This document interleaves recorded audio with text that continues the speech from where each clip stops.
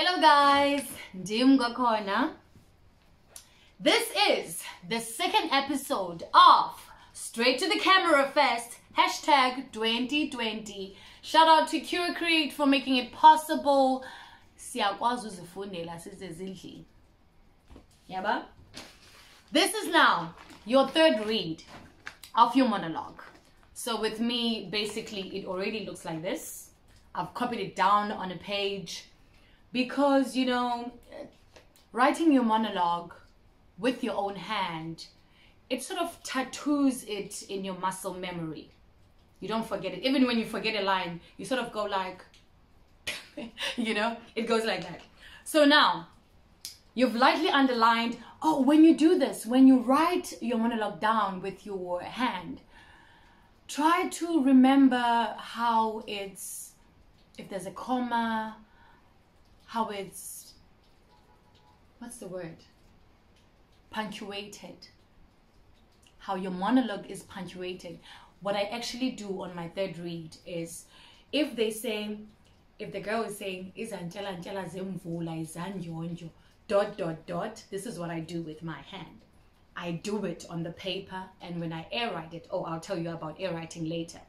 But I actually, you need to pay attention to the punctuation of your monologue, because it says a lot about your character. And you miss that. If you miss that, I'm telling you, different person, you are no longer the girl. Okay, cool.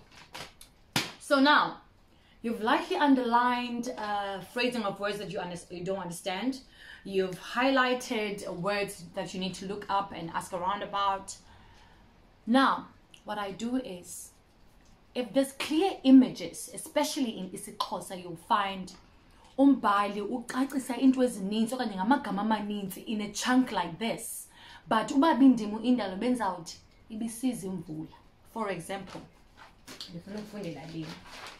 Uthi apha lo mntana, izantshela zemvula izanjonjo imigcunube inzongonzongo fingifunqu amafu ekunene qume samnyama sonke isibhakabhaka suke.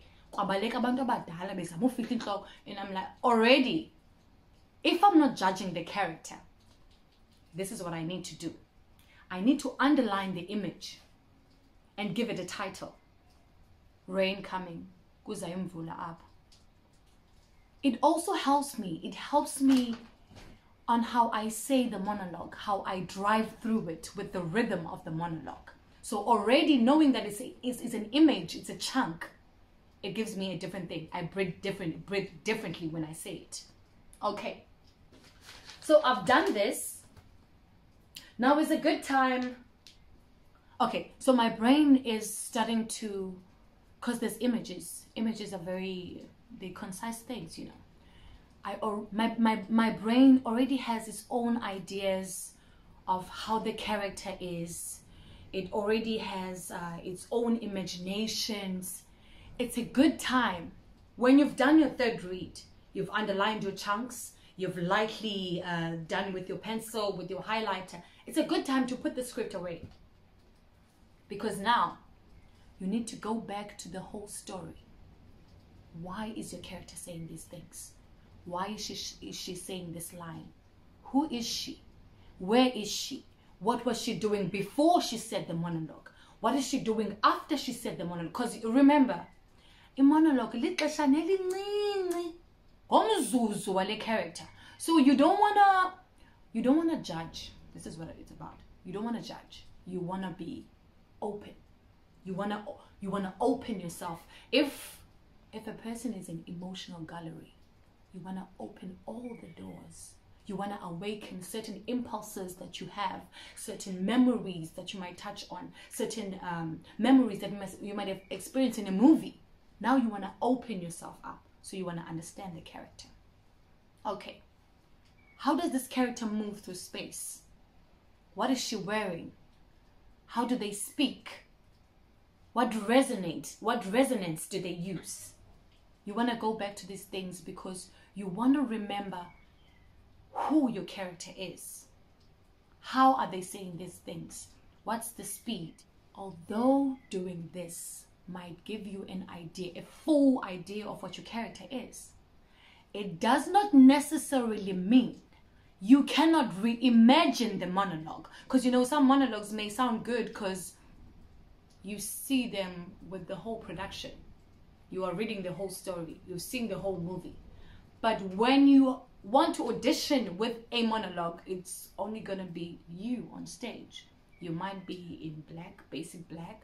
So you wanna choose parts of the monologue that portrays and explores the best parts of you. If you can sing, you want to do that. If you have a good voice, if you can be a child, if you can really give that portrayal of umakhulu, you want to go for it. Like, go for it. 0 to 100. Okay, cool. So now you've done this. For example, when I'm watching Umujaji, the production as a whole,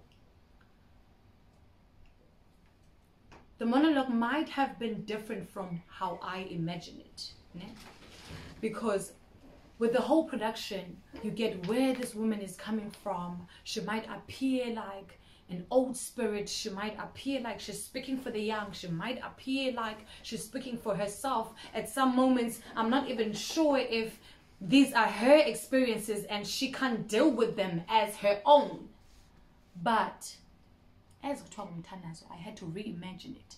So first thing is that nomntana uthandazela idrought komile kule ndawo kuba uyacacisa uba izilwanyana zakokwabo zinjani, imbali zidanile. She even gives personality to flowers. Like, the flowers are sad, but she really portrays it. But immediately I already have this idea of a dry landscape where it hasn't been raining. I understand why she's calling for Umujaji, the queen of rain. I understand why her prayer is not solemn.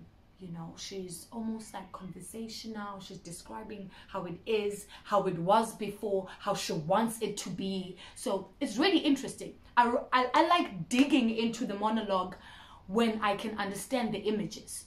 When my brain already has its own thoughts, ideas, imaginations, when it has already awakened these impulses that I had to look at before I chose the monologue.